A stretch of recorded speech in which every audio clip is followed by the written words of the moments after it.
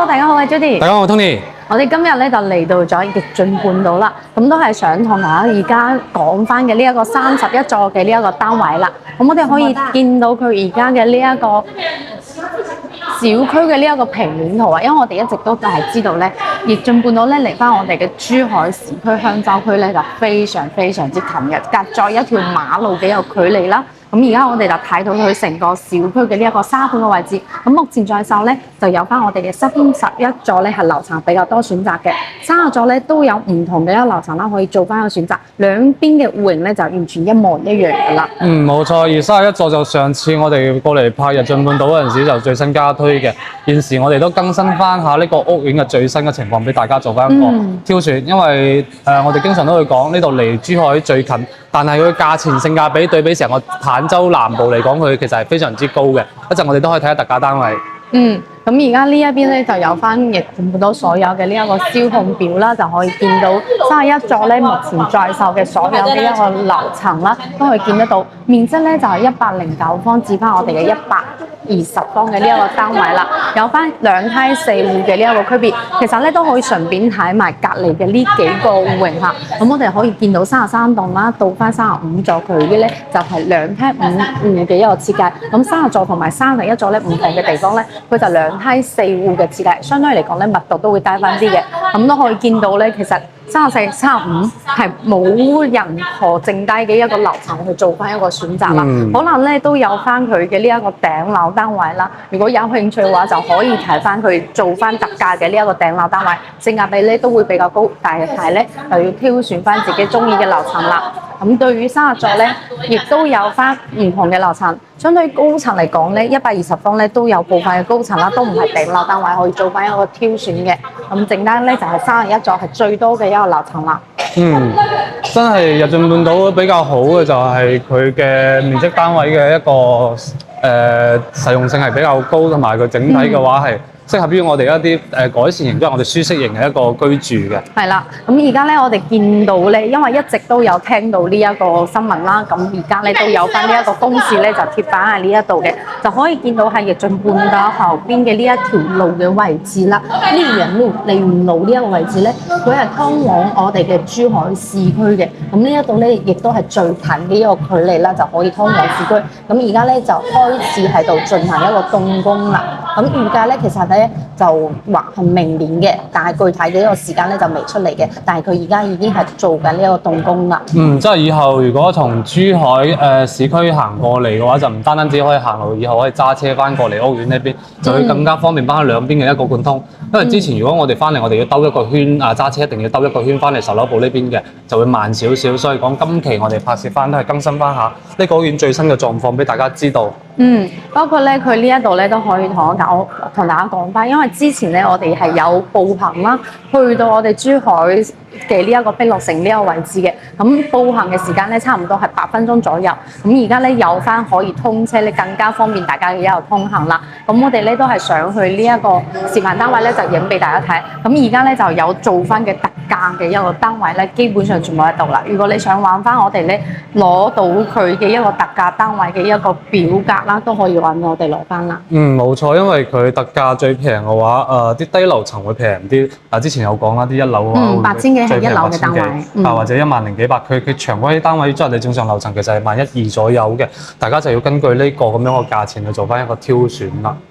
咁我哋而家咧就想去示範單位影俾大家睇，等你見。而家咧就坐呢一個觀光車咧，就想坐翻呢一個車咧，就去到呢一個我哋嘅示範單位嗰個位置啊，亦都係實體房呢一個位。咁我哋平時咧都係通過呢一個路口咧行翻入嚟呢一個易進半島嘅對面咧就係佳景空城。咁而家咧就係我哋正前方嘅呢一個隔離嗰個位置啦，就係向我哋右手邊。樓盤喺右手邊。係樓盤喺右手邊，左手邊呢一度咧就係我錦繡明珠啦，就係錦繡嘅呢一個樓盤，敏捷嘅呢個地產嘅樓盤。咁可以見到佢樓下呢一度咧就非常之多嘅一個地鋪啦，基本上都係開齊晒嘅，所以係可以滿足大家買嘢啦、食嘢啦、生果啦各種方面嘅一個生活嘅一個配套啦。咁而家咧就已經係到咗佢嘅呢一個小區大門口，係啦，跟住嗰邊過去就會話過咗香海高速就去到珠海噶啦，即係其實樓盤隔離就係幾米就係珠海，即係話我哋依家呢邊行過去可能要幾分鐘嘅時間。但係就會講翻樓價就會差別比較大啦，所以講好多揀入進半島嘅就真係喺珠海開工，或者我哋好多啲港珠澳大橋翻到嚟嘅街坊想近又想要有性價比嘅一個情況下，就揀咗呢邊個樓盤啦。因為呢個樓盤嘅整體質素其實 OK 嘅，磚仔上牆嘅設計，包括佢園林花園嘅設計，同埋現時價錢上嘅一個優惠。係啦，我哋而家咧就到咗佢翻，謝謝啊，師傅。把那个牌子给我。哦好，我們去三字洞。对面就一个牌子，应该你們兩個兩個。啊，稍等一下。佢現場入到嚟咧，全部都係要有要有我哋去到樓盤報備翻，我哋過嚟拍攝視頻先會俾我哋入嚟嘅。所以講佢整體嘅管理係有相對嘅一個要求喺度。咁我哋而家咧就係佢花園入邊就可以帶大家睇下佢整體嘅呢一個花園嘅設計。其實同翻佢之前嘅花園咧會有些少嘅唔同，佢喺中間嘅呢一個位置咧會設計更加多嘅一個樹木啦、草皮啦，同埋佢嘅造景。之前嘅話可能係以草坪為主比較多嘅，但係咧發展到佢而家賣緊嘅呢一個31座啦，同埋30座嘅單位嘅時候，就可以發現咧佢前面嘅呢一啲樹木啊，都加咗唔同嘅一個花嘅品種啦，同埋唔同嘅樹木啦，做咗些少嘅一個造景喺呢一度。我哋行過以前佢嘅一個花園，就現時會更加多元化嘅一個設計俾到大家。而成個屋苑又係貫通嘅，即係話你唔會話分區。雖然佢講話1、2、3期之類嗰啲咁樣，但係其實就係成個屋苑到時起好晒，你所有嘅花園係共用嘅，大家就可以有共用嘅泳池、共用嘅一啲社區嘅一啲咁樣嘅公共設施，即係話喺度散步各方面方便。出去食嘢啱先門口有啦，或者你去到嗰度嘅一個佳景康城，或者你去到我哋嘅一個珠海嗰邊啊，亦都行路可以到達嘅。所以講呢度係非常之方便同埋便利一個地區。係啦，而家咧就喺30座嘅呢個樓下啦，就去睇翻佢嘅示範單位，咁都可以順便同大家講下佢呢一個1樓咧係做咗架空層嘅，但係咧佢1樓咧都係有翻咁樣嘅一個戶數嘅一個單位嚇，呢一啲咧就係我哋之前講8000幾單價嘅一個特價單位啦，就係1樓呢一個位置嘅。咁有興趣嘅咧，亦都可以過嚟呢一邊睇一睇，因為性價比係真係比較高嘅。而且不過入到嚟呢個入戶大堂都要彈一彈嘅，就係俾我哋常規啲入戶大堂，佢嘅挑高就好似我哋啲正常層高咁樣，就冇太高嘅一個高度喺度，就會覺得冇咁舒適啦。但係其實整體嘅話就睇翻下大家。呢一塊對於你嘅一個選擇上邊係咪佔據咗比較大嘅一個要求？因為買樓嘅話，要睇翻下你重係居住、交通醫療定係邊一方面啦。咁我哋咧就想去示範單位啦，詳細同大家講解翻呢一個戶型啦，同埋佢周邊嘅所有配套啦。我哋等陣見。我哋而家咧就嚟到咗示範單位啦。咁喺3樓嘅位置，我哋就可以睇下佢呢一個110方啦。其實109方同埋110方咧係同樣嘅一個戶型嘅。咁後邊咧就有翻呢一個120方嘅單位，2廳4戶嘅一個設計啦。呢邊就以啲舒適型嘅一個大3房同埋4房嘅設計為主，中間就2梯，所以講佢對比33到35座好處就係佢梯戶比低咗，即係我哋平時上落坐 lift 嘅一個時間就會快咗啦。咁可以睇翻03單位同埋04單位之間唔同嘅一個區別啦，就係門口位咧有些少嘅一個唔同區別。門口位咧一位咧就會更加多嘅空間嘅，咁呢一個咧就可以更加方便我哋直接從電梯咧入到自己屋苑，咁就有03同埋04可以俾大家做翻挑選。咁我哋咧而家咧就拍攝呢一個04單位109方嘅呢一個3房2廳2衛嘅呢一個設計啦。咁佢就係一個樹廳嘅一個整體空間嘅一個佈局，就嚟睇下佢嘅交標係點樣嘅，同埋佢空間嘅一個大細係點樣嘅啦。咁我哋先睇翻下呢個戶型圖。咁樣睇其實冇問題嘅，但係我哋再睇翻下呢邊嘅位置，佢其實中空位依家變咗廚房位，將廚房變成我哋嘅一個餐廳位置，就增大咗整體個空間。咁個好處就係呢度送啊嘛，啱先同我哋睇即係我哋同一陣睇8二方一樣嘅。中空多咗嘅話，我個廚房個空間慳咗，我就呢個空間就會可以俾到成間屋嘅其他位置，即係成間屋嘅空間雖然話同樣樹廳，但係整體個空間會在呢度大啲，嗰度大啲，就會更加舒服啦。因為有贈送嘅空間，所以咧佢嘅整體空間咧都會提升到。不過我哋見到嘅層側面咧係贈送咗一半嘅，所有嘅飄台咧佢處理咗係冇計算咗任何面積嘅，所以成個房點解會話贈送面積大咧，都係呢一個原因啦。咁你入嚟睇翻呢一個戶型先，入到嚟咧可能對於110方嚟講咧，佢嘅呢一個玄關嘅鞋櫃位咧就唔算預留得特別大，差唔多咧。差唔多2個 Judy 個位。我覺得唔得。唔得咩？嗱，你要從肩膀開始算，你不能從腳開始算。冇錯啊，兩個你啱啱好。哦，係啊。我都話啦。咁呢個咧就差唔多係90到100左右嘅一個長度嚟嘅。睇起身嘅話，咁就做翻一個收納嘅一個鞋櫃位啦。咁對於呢一個走廊咧，其實佢係足夠闊嘅一個空間，你都可以利用走廊嘅呢一個位置啦，做翻一個鞋櫃位啦。呢個位置佢有簡單嘅點狀嘅一個承重柱喺度，其實我都會建議想更加大空間，肯定係幫咗佢嗰種感官會更加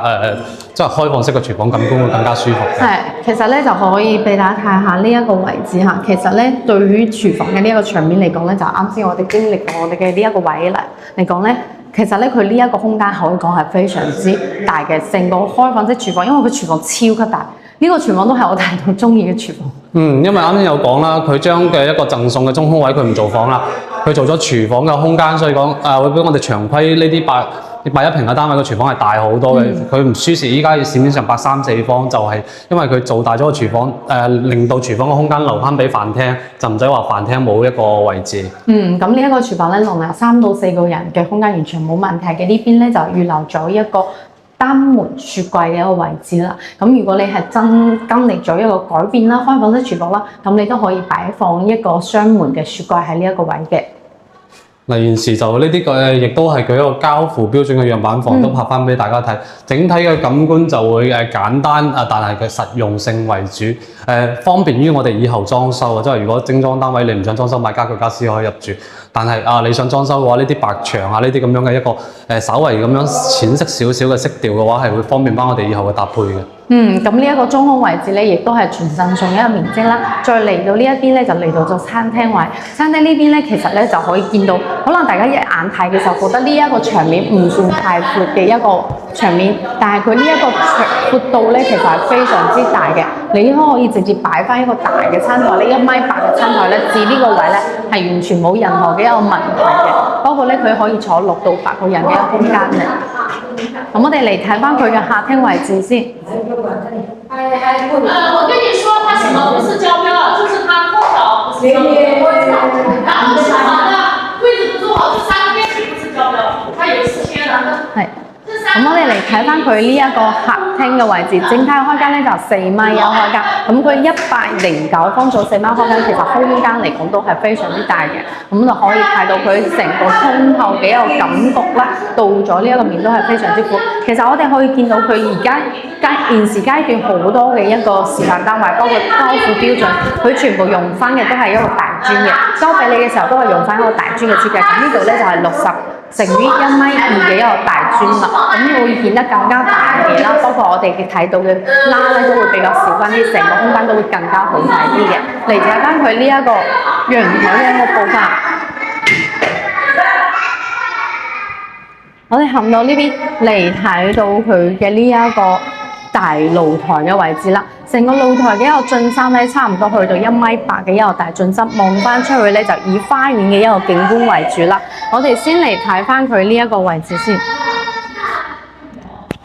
我哋嚟睇翻佢呢一個位置31座，咁我哋而家咧就係30座嘅。咁31座咧喺佢嘅呢一個隔離位啦，就有03同埋04嘅位置。而家我哋睇到嘅呢一個泳咧，其實係屬於04嘅。咁我哋攞嘅泳圖咧，其實就係03嘅一個泳圖啦。可以見到咧04單位其實位於呢一個位置，咁佢中間咧距離32座咧會更加闊啲、更加遠啲，成個園林啦，包括你隔離嘅呢一個空間啦，都會更加通透啲。咁大家可以嚟到現場先睇一睇，因為圖紙上面可能咧就睇唔係好清楚。講翻句得罪人嘅説話啦，因為好似之前嘅35、34、33啊嘛，非常之推薦大家買33嘅，因為單邊位。依家推到31啦，遲啲32座，其實我都會建議呢啲單邊位會非常之開揚嘅。如果大家唔急住買嘅話，可以等一等32座，我相信佢31座買完嘅話，等1-2個月出到嚟都可以選擇翻下呢個靚嘅呢個單位嘅。但係一推出嚟，肯定好多人候住呢個嘅。如果你哋感興趣可以先加翻阿 Judy 同 Tony 嘅聯繫方式我哋32座一出到嚟，我哋先幫你壓住個屎坑，攞到一個靚嘅位置。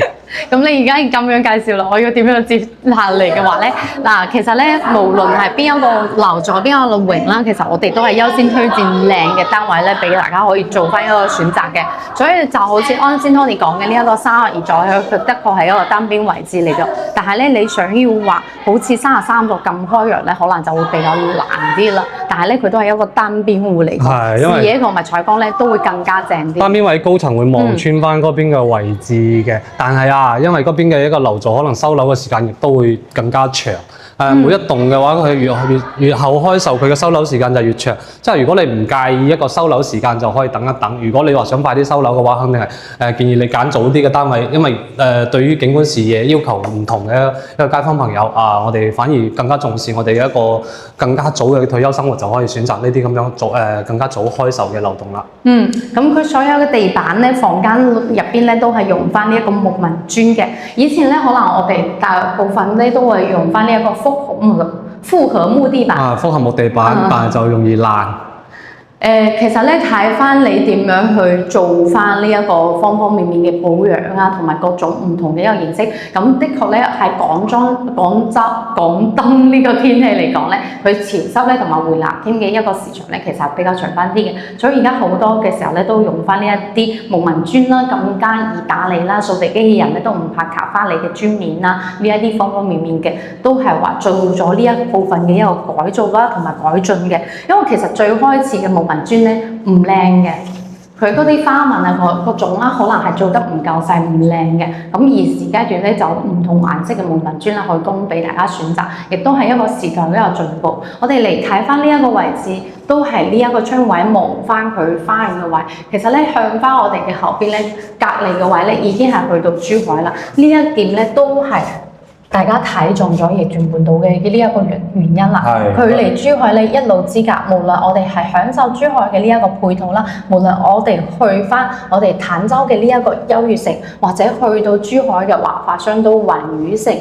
乃至我哋嘅山姆會員店咧，亦都係非常之近嘅一個距離嚟嘅。咁大概咧都係10到15分鐘左右嘅一個時間咧都可以到達。咁如果你想去碧流城咧，其實會更加快，行路嘅話8分鐘就可以到翻啦。有珠海嘅商場，亦都有坦洲嘅商場好似坦洲嘅優越城呢啲咁樣俾翻大家係方便嘅。想去更加煙火氣息嘅14村亦都係隔離所以呢邊嘅話，無論係翻香港各方面，特別係未來三鄉嘅一個三甲醫院開咗啦，跟住你可以睇翻中山嘅三甲醫院，亦都可以睇翻珠海嘅三甲醫院嘅一個醫療配套嘅匹配。所以講無論醫療條件各方面，其實就坦洲係有佢嘅優勢喺度嘅。係啦，你講到深鄉嘅深鄉嘅三甲醫院開咗啦，我就有諗起啦，我哋坦洲嘅三甲醫院都會有翻啦。真係越嚟越好咯，所以講坦洲其實係一個非常之喺中山嚟講非常之特殊嘅地方佢係一個土地主咁樣，我喺中山嘅一個位置，但係佢一個城博嘅資源就係一個珠海加上一個澳門加上依家現時香港嘅一個便利性增值翻嘅呢個地區嚟㗎。係咁睇翻呢一個客位，咁整體嘅臨入嘅空間可以講係非常之大。咁佢所有嘅交付標準啦，包括佢哋嘅洗手盆徑櫃啦，再加上佢嘅呢一啲所有嘅架咧，其實都係做好咗嘅。我哋見到嘅所有現場咧，都係佢交俾你嘅交付標準，咁就冇咩特別嘅地方，但係咧都係非常之好用嘅一個地方啦。質量係 OK 㗎。整體如果係做過工程嘅街坊朋友有睇過日進半島，你就會了解翻下呢度嘅質量同埋佢價錢，反正就係匹配得上，或者都算 OK 嘅呢啲咁樣嘅用料。因為咧，其實咧，我哋而家揀好多嘅時候咧，大家可能都會話，我比較想要睇下佢嘅呢一個地段啊、位置喺邊度啊，周邊嘅生活圈咧方唔方便嘅。咁逆轉半島呢一度咧，享受住係珠海配套，同樣咧佢本身咧樓下咧都有非常之多嘅一個商業配套啦，我哋買菜啦、食早餐啦、中午飯啦呢啲咧全部都有嘅，包括奶茶店啦，或者我哋想要買一啲新貨咧都有翻佢嘅呢一個店鋪喺樓下嘅，行到樓下咧就可以買到嘢啦。如果你想要去大型嘅呢一個市場咧，都可以步行過去金斗灣市場啦。去到嗰邊咧，其實就非常之大型市場，買餸買嘢咧都係非常之多嘅。行路過去咧都係8分鐘左右嘅一個時間。咁嚟到我哋嘅呢一個位置咧，坐翻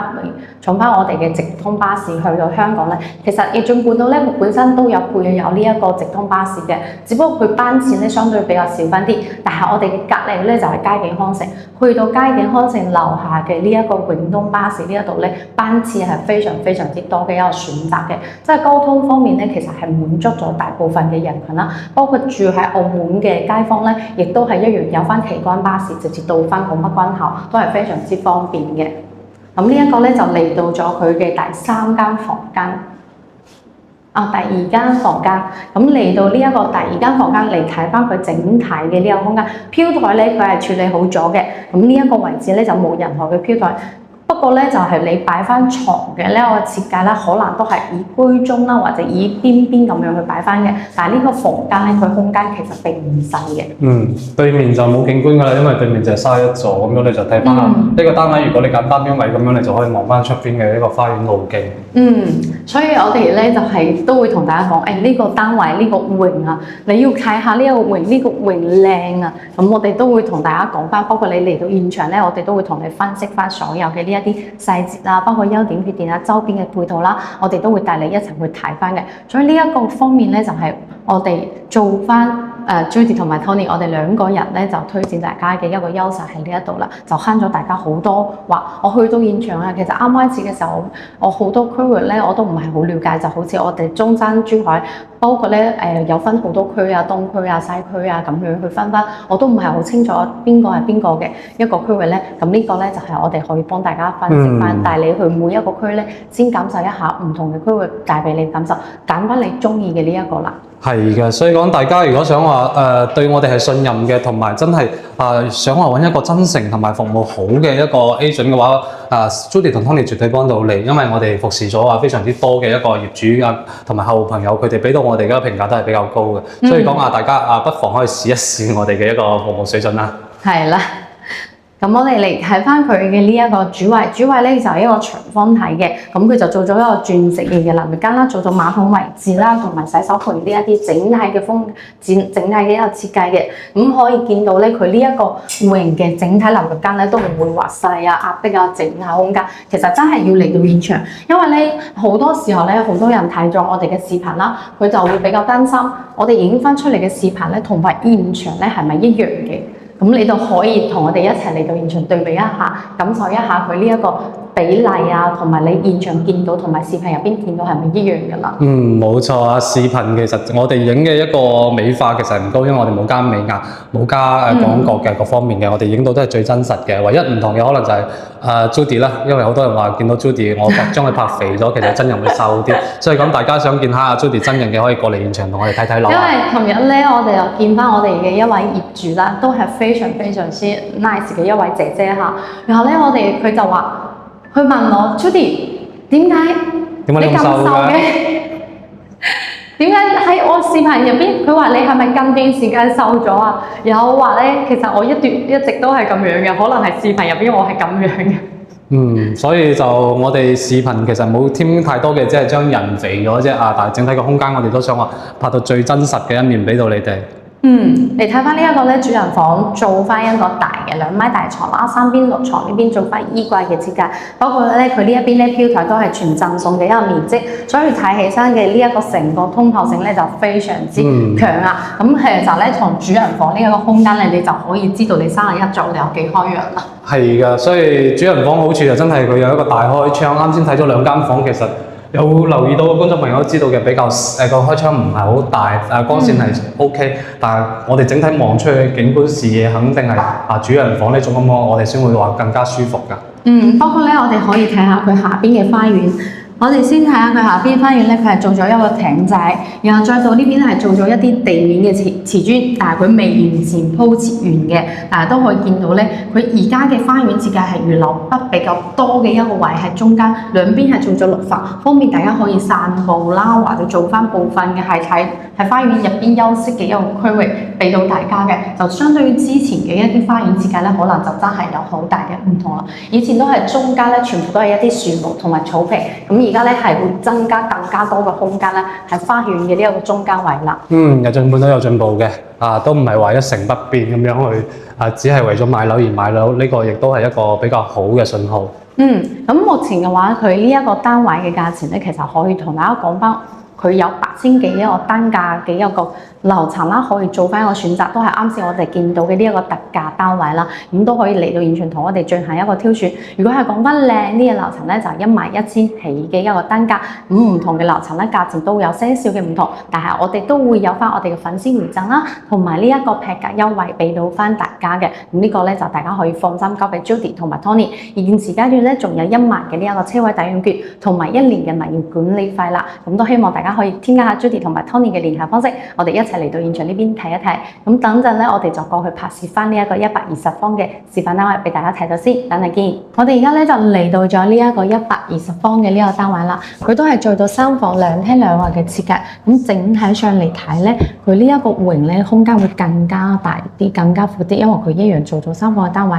但係咧就會顯得我哋空間更加大啲啦。冇錯，呢個係依家戶型圖，我哋睇翻佢整體嘅平面結構圖啦。其實佢有一個中空贈送，即係話佢會多咗一間房俾到你，就可以形成4房嘅。大家就睇下有冇呢啲咁嘅需求去做翻啦。如果冇需求，呢度亦都可以做翻其他調整。而呢個戶型可能會比較多嘅詬病就係佢一個斜嘅入戶位啊，呢個位置其實可能會好多人會介懷，就睇翻下你哋自己嘅一個選擇。呢個空間會唔會太影響你自己？如果唔怕嘅話，其實咁樣嘅好處就唔怕話我哋門口直對翻房間嘅走廊去到，即係一個到隱私性會更加高翻啲。然後咧，佢呢一個咧，其實都唔會話正對翻成個房間咁樣直嘅，因為有部分客戶咧，佢都會同我講，我唔係好中意成個入戶嘅時候咧，就非常之直通嘅咁樣嘅一個格局，所以咧都睇翻為大家嘅一個中意嚟做翻一個選擇同埋調整嘅。咁佢呢一個整體咧，佢係有送翻呢一個中空位，所以咧佢就相當於係4房嘅單位，你都可以多翻一間房間咧，可以做備用客房啦、做茶室啦、書房啦。咁樣嘅一個空間咧，就提供喺呢一個位嘅。先嚟睇翻佢入嚟嘅呢一個房間，雖然話呢一個房間咧，佢就唔係非常之正規嘅一個長方形啊，或者正方形，佢係打斜嘅設計。隔離嘅一個示範單位咧，其實我哋上次有影過俾大家睇，佢係做出嚟嘅一個戶型啦，其實係相當於係擺咗一個床喺呢一度，就做翻一個客房嘅設計。咁呢一邊嘅空間咧，其實可以做到客房嘅，不過咧就睇翻佢整體啦，睇翻自己嘅一個需求。呢一個位置咧做翻書房咧，我覺得都係比較唔錯嘅一個戶型設計啦。空間係比較大嘅，對比你長規啲細房嚟講，佢除咗呢度斜少少嘅話，其他你做翻一個空間調整係 OK 嘅。或者咧可以做翻儲物櫃啦、日常擺嘢啦，呢一啲咧都係比較方便嘅空間啦。因為呢個係全送嘅，即係話送俾大家要唔要？你俾到我屋企，如果多咗個咁嘅空間，我會非常之開心，因為以前係冇咁多呢啲贈送嘅，包括門口你一個咁長嘅鞋櫃嘅位置，起碼有超2米嘅。呢一個位咧一直延伸到呢邊咧，你都可以做到一個鞋櫃嘅一個位，包括咧喺呢一度咧都可以做翻一個換鞋凳啦，方便出門嘅時候進行一個換鞋嘅一個處理。包括呢一個位置嘅一個走廊嘅一個玄關嘅位咧，其實我覺得佢係做得比較闊嘅，呢一個成個面比較闊，而且咧我哋見到示範單位咧，佢係利用咗呢一邊有個牆面嘅位置咧，佢唔要呢一個長台，直接做咗一個櫃。其實我一直以嚟咧覺得呢一種設計係比較慳空間同埋可以利用自己嘅呢一個長體嘅空間啦，直接做翻一個櫃，我覺得成個面會更加闊啲、更加大啲。好睇又好用，同埋空間感亦都會更加舒適。其實呢種設計係建議嘅。係啦，咁睇翻呢一個120方嘅戶型咧，佢就南北對流嘅一個設計啦。咁主要咧，我哋就行翻呢邊嚟睇翻佢嘅呢一個餐廳。其實我覺得佢餐廳咧係非常大氣，因為一直都係畫緊咧，亦進半島咧，佢贈送面積一直都係日進半島咧，佢贈送面積咧都係非常之多嘅。佢呢一個餐廳嘅一個開間咧係4米嘅一個開間，同翻客廳咧係完全一模一樣嘅。咁我哋經常見到南北對流型啦，可能有少部分呢一個餐廳位咧，佢會比客廳會細啲嘅。但係呢一度咧係同樣嘅一個空間，所以佢擺咗咁大嘅一個中島台啦。呢邊咧做翻一個餐櫃嘅位置，我都覺得空間依然都係非常之足夠嘅。原理其實好明顯嘅，因為正常8二平係做一個4房嘅設計。我哋現時好似睇到4房，但係中空位你要挑出嚟，因為呢啲中空位係唔計入你嘅面積。以前嘅120平嘅話，4房係講緊我哋建築面積嘅一個實用面積入邊做4房，咁就會形成佢哋一個餐客嗰啲空間感會細。而現時佢120平做3房嘅時候，就無論係我哋嘅客廳、飯廳、廚房或者我哋嘅房間嘅空間感都會提升。佢再利用中空嘅位置加翻你一間房間嘅位置，俾翻我哋現時3胎、2胎嘅家庭嘅一個居住需求啊。所以講呢種咁嘅設計，其實係會話有吸引性嘅。其實唔單單只係3胎、2胎啦，呢一種咧就係非常之適合我話多人和家庭居住起身都係比較舒服嘅。咁仲有一點啦，如果你係中意空間大啲、闊啲，又想享受翻周邊嘅配套咧，其實我覺得呢個戶型咧係真係非常之靚嘅。因為咧好多嘅客戶咧，佢可能經常睇到 Judy 同埋 Tony 嘅影片，然後咧佢就開始會問翻我有冇邊一啲樓盤咧有南北對流嘅戶型啦。然後咧我就話其實基本上好多嘅樓盤咧都有呢一個南北對流嘅戶型啦，咁都可以嚟到現場嚟睇一睇嘅。首先咧係挑選翻自己嘅一個生活配套圈，同埋首先咧係要揀翻你呢一個區域啦，然後咧再揀翻自己想要嘅一個生活嘅圈子係點樣嘅，再嚟進行一個戶型嘅挑選，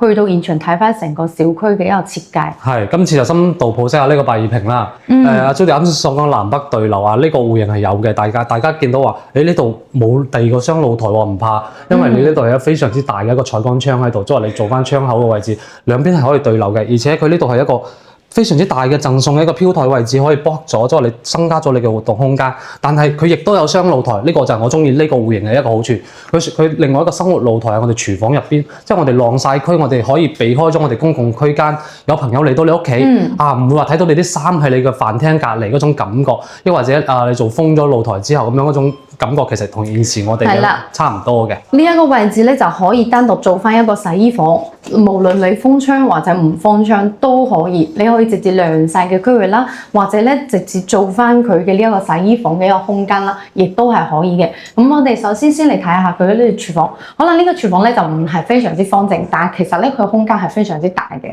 佢呢個空間咧，差唔多係3到4個人嘅空間位置。呢邊係一個雙門雪櫃位，睇起身咧就唔係方方正正廚房，但係我覺得佢嘅動線啦，包括所有嘅呢一個空間感受落嚟啦，包括佢呢一啲櫥櫃嘅儲物空間啦，都係非常之多。係，因為呢隻雖然話唔規則，但係佢係好用嘅。因為如果正常唔規則嗰啲係邊啲唔好用咧？我喺呢度有條街向入邊走，即係我哋凹入嚟嘅位置，咁啊唔好用。但係呢啲係突出去嘅，即係我哋個空間其實係增加咗。因為我哋按傳統嘅一個方形嘅話，我哋可能呢度平衡翻嚟個廚房會細嘅，但係佢突咗出去情況下，我哋廚房其實係大咗嘅。大家就會睇翻下呢種咁嘅設計，真係唔好睇，但係好用。自己後期做翻一啲修飾，包飾翻個廚房，我覺得都會好靚咯。嚟睇翻呢邊就啱先我哋講嘅呢一個生活陽台嘅位置啦。佢呢一個生活陽台嘅一個進深咧，其實咧就係差唔多係1.1米左右嘅一個進深嘅。但係佢呢一個長度咧係足夠擺放洗衣機啊，你可以上下2部洗衣機咁樣去擺翻，由呢邊做翻一個晾曬嘅區域啦。咁我都覺得係非常之唔錯嘅。而且南北對流啊，即係話後邊亦都係一個花園景觀，所以講31座嘅好處就佢係位於成個屋苑嘅中間位置之一，咁樣你就可以非常之寧靜咁樣居住喺度，唔怕話受外部嘅一個影響。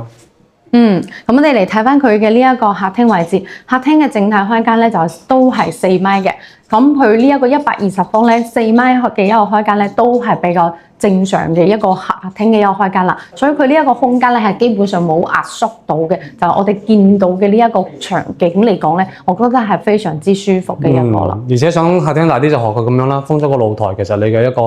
個視野感會更加壯觀少少嘅。現時喺30座個景觀其實係會比31座差少少嘅，因為佢會直對前邊嘅樓宇，而31座嘅話我哋會喺右手邊褪翻過少少咁樣，我哋望翻嘅係中軸嘅遠景，就唔會話我哋望住呢啲咁樣嘅邊位啊。係啦，我哋可以先嚟睇下佢呢一個整體嘅呢一個圖紙。嗱，呢一個咧就係31座，呢一個咧就係30座，咁佢都有唔同嘅一個咁樣左右嘅一個分佈嘅。但係我相信咧，我哋嚟到現場呢邊嚟睇翻咧，感覺上面咧，成個花園呢一度咧係唔一樣嘅一個感覺啦。而家呢一度咧就係30座嘅一個單位啦。係。反正就成個屋苑中間，你想要遠景啊，基本上呢啲咁嘅單位就冇遠景俾到你㗎啦。之前我哋推薦嘅33座係有嘅，但係已經係真係賣得非常之快啦。所以現時你想買性價比高、舒適、寧靜又住得開心嘅話，其實日進半島31座嘅家居嘅話有佢嘅優勢喺度。咁呢邊咧就係佢前面嘅呢一個主露台啦。咁就睇翻大家做唔做風窗啦，望唔望花園咁樣整體嘅一個風格設計，或者咧保留翻呢一個陽台位咧，可以飲下茶啦，睇下花園都係比較唔錯嘅。因為逆進半島嚟講咧，佢就睇唔到任何嘅一個遠景，但係佢睇花園景觀咧都係寧靜又舒適嘅，而且咧佢都係我哋淡南片區啦，好接近珠海嘅一個樓盤，而且咧佢價錢嚟講喺淡南片區咧性價比係非常之高嘅，單價嘅話可以講係8000幾起嘅。不過8000幾起咧，我哋都係比較老實嘅呢一個 agent 嚟㗎，所以都係同大家講翻8000幾嘅一個單價啦，包括10000幾嘅單價啦，佢都係一個部分嘅一個低樓層嚟嘅，包括1樓咁樣嘅單位。咁想要揀翻靚樓層啦，佢嘅單價咧就11000幾嘅一個價錢啦。如果再高翻啲咧，價錢都會上升翻少少嘅。咁大家可以嚟到現場進行一個樓層嘅一個挑選。係嘅，雖然話1樓好平啊，如果1樓冇花園嘅話，其實我一般都唔推薦去買1樓嘅。潮濕同埋多蚊蟲啊，我相信好多街坊都係住驚呢啲嘢啊，但係佢嗰套買咗，所以講話，但係其實佢依家嘅價錢其實都唔貴啊，反而會話喺呢個片區有競爭力，所以我哋每次嚟到都非常之多人睇啊。你哋如果唔相信嘅話，其實都可以過嚟現場先望一望呢個屋苑嘅設計戶型各方面。其實對於1樓嘅樓層咧，如果係要推薦嘅話，其實我比較推薦有部分嘅樓盤咧，佢嘅1樓咧佢係有做咗部分嘅一個抬高嘅。咁你嘅一個門口位唔會對翻個電梯嘅位置啦，再包括咧佢嘅戶型比較特殊少少，可能會有4米幾嘅一個高度，可以做到複式嘅。咁我覺得咧呢啲咧性價比就非常之高啦。要睇翻戶型同埋佢嘅戶型本身嘅特殊性係點樣嘅，都係要追求一個舒適啦，又有特殊嘅戶型啦，價錢又有優勝啦。咁呢啲咧我哋都會推薦翻，所以我哋都係話帶你嚟到現場，你先感受一下。咁對於唔靚嘅戶型嘅話，其實我哋一般就比較少講啦。你睇翻呢一個第二間房間，1.5米嘅床，3邊落床啦，呢一個利用咗飄台嘅位置啦，做翻咗呢一個書張台書台咁樣嘅一個設計。咁呢一個位置咧，其實咧佢係將所有嘅飄台咧已經係處理好咗噶啦。我覺得遺憾嘅就係呢度佢只有半面牆嘅一個窗口位，就有啲似舊式，但係佢就撥咗飄台，同埋整體個房間嘅空間都唔算細，所以講啊有好有唔好啦。但係你話想個個房間都有大飄台、大開窗嘅話，其實係好難嘅，除非真係依家啲新式少少嘅戶型，但係都唔會話你過到你現場，起碼居住係唔差。其實我而家先發現呢個台下，你向下睇，大家如果想做呢個台咧，最好喺下邊咧加2個支柱，因為我見到佢已經有些少彎咗啦。壓住咗中間太重啦，佢冇支撐點啊，所以講呢啲就真係佢設計好睇，但係唔好用，你一定要揾翻佢嘅一個安全性喺度。係呢邊咧就幫大家逼個你。咁我哋嚟睇翻佢嘅呢一個洗手間，成個洗手間嘅空間咧係非常之大嘅，包括咧都係長居嘅洗手間，但係佢做嘅呢一個空間闊度啦、長度啦、俾到嘅空間感受都係比較唔錯嘅。咁呢一度咧都係比較正常嘅，而且咧我可以講咧呢一個戶型咧佢房間咧，因為我哋一般嚟講咧。120方，咁佢做4房啦，肯定係有間房係比較細嘅。咁其實咧，佢係做3房嘅。入出邊嘅呢一間房間咧，我哋第一個入戶房咧，佢係贈送嘅。咁我哋就嚟睇翻呢3個房間，其實佢每一個房間空間都係做得比較大、比較好嘅。咁呢種咧都係比較少見，可能我哋經常會見到。可能係呢間房間佢會做得非常之細嘅一個空間，但係大家而家睇下佢而家嘅呢一個房間，佢雖然擺嘅係1.2米嘅床下，咁其實咧你做到1.5米嘅床咧都唔會有影響到你呢一個整體嘅中軸嘅一個空間位啦。係嘅，大家唔好一睇到即係床靠邊，可唔可以3邊落床就覺得間房間細，其實唔係㗎，個飄台剝咗之後，佢係其實你要睇翻喺其他地方預留嘅空間，因為佢係可以擺2張嘅1.2米床，即係你擺張2.4米嘅床都係夠晒空間嘅。包括呢一度咧就有翻一個超大嘅呢一個飄窗嘅位置啦，超大嘅一個開窗位，咁成個房間嘅呢一個採光咧就非常之亮堂。係㗎，所以講呢啲南北對流嘅單位，其實如果可以選擇嘅話，我哋一般都會推薦大家會呢啲單位會住得非常之舒服。但係呢啲單位亦都往往會喺我哋啲大面積，即係超過100方以上嘅單位先會出現，因為細單位嘅話，你做南北對流，你會佔用咗比較多空間嘅。咁都有翻佳景康城嘅呢一個89方咧，佢係做到南北對流嘅，只不過咧大家就睇翻自己需要大呀細啊，或者想要揀翻嘅預算啊，想要揀翻珠海啊，或者咧想享受嘅係中山配套，有唔同嘅一個選擇。咁第一時間咧，你都可以同我哋講翻你想中意嘅係邊一個區域嘅，咁想中意嘅咧係3房、2房、4房，或者咧幾大面積嘅，咁我哋都可以根據你嘅需求啦，進行一個推薦，令大家可以喺挑選嘅時間上面咧慳咗更加多嘅一個精力喺上面，就我哋推薦俾你，你再去挑選。因為其實樓盤嚟講咧，中山珠海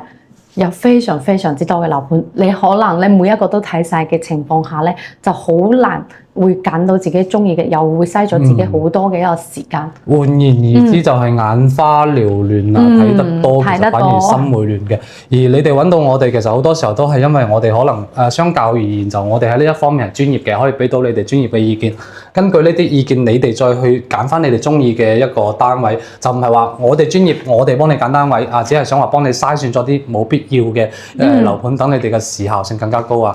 係啦，咁嚟睇翻呢個主人房整體咧，2米嘅大床啦，3邊落床呢邊都係冇任何嘅一個飄台已經處理好咗，都係贈送嘅一個面積喺呢個位啦，全部都納入你嘅空間入邊，咁你可以用到嘅面積啦、空間嘅感受啦，會更加強、更加好嘅。咁呢邊咧就係咁樣打斜望翻出去啦。呢間房非常之大啊，床頭位你中意點擺都得，因為佢嘅門口位又好好嘅，對住埲牆咁樣你擺翻個床頭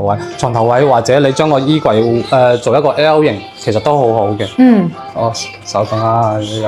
有手機入。係。我哋一陣再。係。我哋先睇埋個單位先。洗手間先。咁呢一個洗手間嘅位置咧，其實咧空間就同翻我哋啱先嘅客位咧係完全一模一樣嘅。咁呢個主位整體呢度咧，其實佢呢度會多翻一個柱體喺呢一個位，可能淋浴間咧就冇翻我哋啱先嘅呢一個客位咧更加長身啲，但係可以見下佢呢一個整體空間咧都唔會話有任何嘅一個壓迫啊或者太細嘅空間位啦。因為呢度係飄台傳送，去駁咗佢將呢度其實做大咗，你睇到嘛？佢嘅一個座廁位同埋你一個洗手盆位置其實係做到好大嘅，所以講佢想將入邊個空間利用埋去做咗呢種咁嘅設計俾到你哋。佢呢一個洗手盆咧，佢做嘅咧差唔多係1.4米左右嘅一個長度啦，係嘛？唔係1.1米。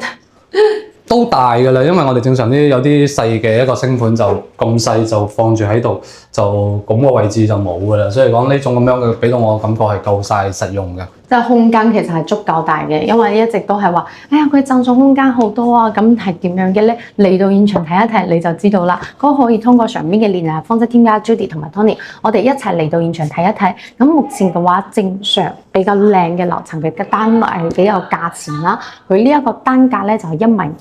至1.2米左右嘅一個單價。嚟到現場嚟睇翻佢嘅唔同樓層啦，而家都有贈送1萬嘅車位抵用券同埋1年嘅物業管理費嘅，咁仲有我哋嘅粉絲會贈啦，係俾翻到大家，期待大家可以添加下 Judy 同埋 Tony， 我哋一齊嚟到現場呢邊嚟睇一睇啦。咁我哋今期節目咧到呢邊就結束啦，期待下嘅節目再同大家見面，拜拜。拜拜。